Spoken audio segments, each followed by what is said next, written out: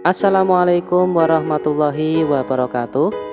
Sahabat-sahabat subscriber yang berbahagia, melanjutkan kisah novel dengan judul Ku Kembalikan Gaji Suami Pada Ibunya. Kali ini saya akan membacakan di episode ke-16. Namun ada baiknya untuk yang belum subscribe, silakan diklik tombol subscribe-nya, kemudian dinyalakan loncengnya supaya tidak ketinggalan apabila sudah ada update video terbaru. Untuk episode ke-16 ini dengan judul Fitnah. Selamat menyaksikan. Sejak Mbak Vina tinggal di rumah ini 2 hari lalu, pekerjaanku semakin banyak. Dia bilang besok akan pulang. Syukurlah. Kontrakan Mbak Vina ada di daerah Sleman. Mungkin 1 jaman jika ditempuh menggunakan kendaraan roda 2 dari rumah ibu. Sarapannya mana, Rin? Anak-anakku sudah lapar ini, ucapnya sembari mengajak 2 anaknya Vian dan Vano menuju meja makan. Maaf Mbak, aku belum bikin sarapan. Baru pulang dari pasar belanja buat jualan. Tadi aku kesiangan, jadi jam segini baru pulang deh, ucapku buru-buru menyiapkan segala sesuatu. Pelanggan sudah menunggu masakanku, bahkan ada beberapa yang request masakan untuk anak-anak mereka. Gimana sih kamu, Rin? Masa ada ponakan di sini nggak dibikin sarapan dulu? Ucap Mbak Vina kesal. Aku bergegas membalikkan badan, menatap Mbak Vina yang masih berdiri di samping kulkas, sembari melipat kedua tangan di dada. Dia menyuruhku seperti seorang majikan menyuruh asisten rumah tangganya saja. Mbak kan yang punya anak, harusnya Mbak yang memikirkan sarapan dan makan siangnya dong. Masa aku? Aku juga punya kesibukan sendiri sejak subuh. Bukan enak-enakan tidur dan bangun kalau sudah lapar, ucapku sedikit kesal. Sudah capek dari pasar, buru-buru mau masak malah kena semprot. Nasi juga sudah ada, sayuran di kulkas juga ada, atau paling enggak pakai telur mata gajah dulu juga bisa buat sarapan. Kenapa harus nunggu aku? Vano sama Vian maunya kamu yang dibikinin sarapan, Rin, ucap Mbak Vina lagi. Seperti biasanya dia memang sering membujuk 2 anaknya itu untuk minta apa-apa denganku. Bener Van? Tanyaku singkat sembari menatap kedua mata anak berusia 5 tahun itu. Dia hanya mengangguk pelan sembari memonyongkan bibir mungilnya. Apa aku bilang? Ujar Mbak Vina begitu puas saat melihat Vano menganggukkan kepalanya. Tapi mama yang nyuruh tante, ucap Vano kemudian dengan polosnya. Nah kan, Mbak Vina memang seperti itu dari dulu. Didikan pada anak yang tak patut ditiru. Kecuali kalau dia sibuk sih nggak masalah. Lah ini, dia ongkang-ongkang kaki tapi selalu aku yang jadi sasaran. Mana aku lagi sibuk juga, dia nggak pernah mau mengerti. Aku menoleh ke arah Mbak Vina seketika. Dia tampak salah tingkah lalu menyenggol lengan anak sulungnya itu. Apaan sih kamu Vano? Kan kamu sendiri yang minta telur ceplok buatan Tante Arina. Kok nyalahin mama? Sungut Mbak Vina lagi. Aku tahu dia memang pintar bersandiwara. Sudahlah Mbak, aku sibuk mau nyiapin pesanan. Telur ada di kulkas, goreng sendiri saja, balasku kemudian. Gegas menyiapkan penggorengan untuk menumis bumbu. Nunggu Tante Arin masak aja gimana Van, Vian? Tante mau goreng ikan itu ada nila sama lele, ucap Mbak Vina lagi. Aku hanya melirik Mbak Vina yang masih merayu kedua anaknya. Dia yang pemalas, tapi selalu saja menyebutku pemalas. Kasihan mereka Mbak, sudah jam 8 belum sarapan. Mana tadi bilang lapar kan? Ucapku sembari memasukkan ayam. Mau kuungkep dulu sambil membuat bumbu tumisan kacang panjang. Ibu mana sih Rin? Kamu sudah pulang kok ibu belum? ucap Mbak Vina lagi dengan wajah sedikit kesal saat melihatku mengangkat bau. Tak tahu. Memangnya cari ibu mau ngapain, Mbak? Minta tolong bikin sarapan lah. Mau ngapain lagi coba? Astagfirullah, Mbak. Ibu capek loh, itu baru pulang dari pasar juga. Memangnya kamu sibuk apa sih, Mbak, sampai ceplok telur saja nggak sempat? Aku menoleh ke belakang setelah mematikan kompor. Kembali membuka kulkas untuk mengambil cabai.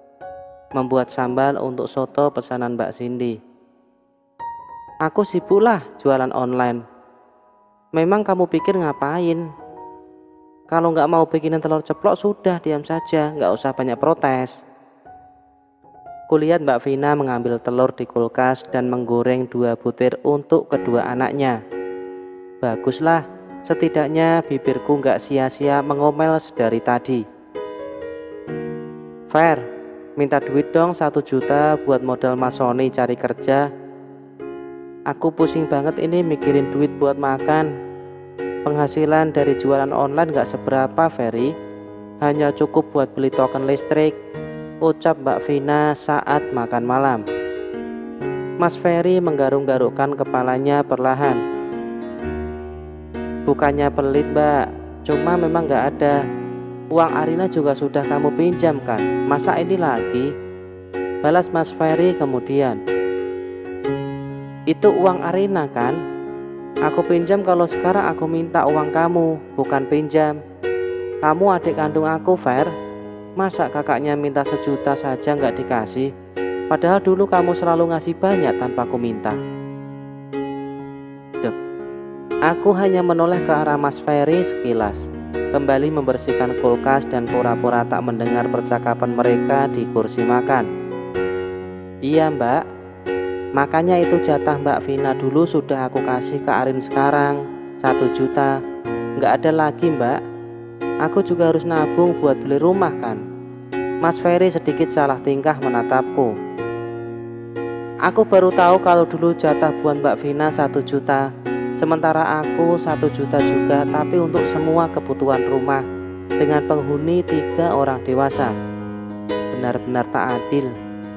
Tapi syukurlah kalau bulan ini Mas Ferry mulai sadar kalau aku memang yang lebih pantas mendapatkan jatah bulanan itu dibandingkan Mbak Vina yang jelas-jelas sudah berkeluarga.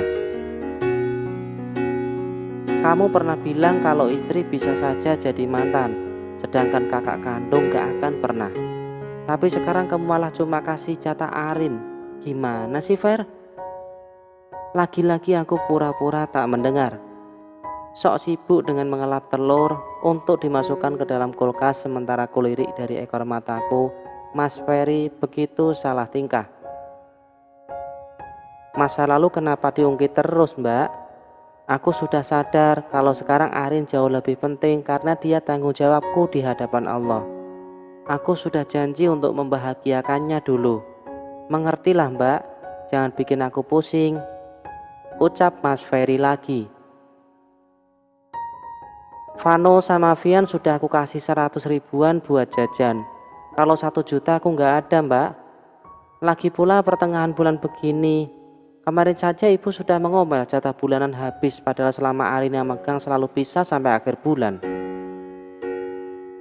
Mas Ferry bercerita panjang lebar pada kakak satu-satunya itu. Aku hanya diam saja, tak ikut berkomentar. Pun saat ibu ikut duduk di antara mereka, aku memilih sibuk dengan membuat list pesanan buat besok pagi. Jangan sampai kesiangan lagi. Uangnya habis, Fer. Gak cukup lah buat sebulan duit 1 juta, ucap ibu sembari meletakkan dompetnya ke atas meja. Dompet yang biasa dia pakai untuk menaruh uang bulanan dari Mas Ferry. Lihat ini, tinggal selembar. Udah gak ada lagi, tambah ibu mengambil selembar uang 100 ribuan di dompet lalu meletakkannya ke atas meja. Mas Ferry menghela napas. Kenapa ibu nggak kasih ke Arin saja kalau begitu? Siapa yang boros kalau begini? Ibu atau Arina? Ibu hanya diam saja tak menjawab, sementara Mbak Vina kembali sibuk dengan ponselnya. Kalau memang jatah belanja habis, bisa pakai uang bulanan ibu kan? Ibu pegang uang 2,5 juta loh berarti. Masa habis semuanya baru setengah bulan? Ucap Mas Ferry lagi menatap wajah ibu yang begitu keriput dimakan usia. Masa motong jatah bulanan ibu sih Fer? Itu kan mau buat beli perhiasan di tempat Salamah. Aduh Bu, pakai uang yang ada dulu lah daripada kita semua kelaparan. Kamu mulai berubah sekarang ya Fer. Jangan-jangan Arina main pelet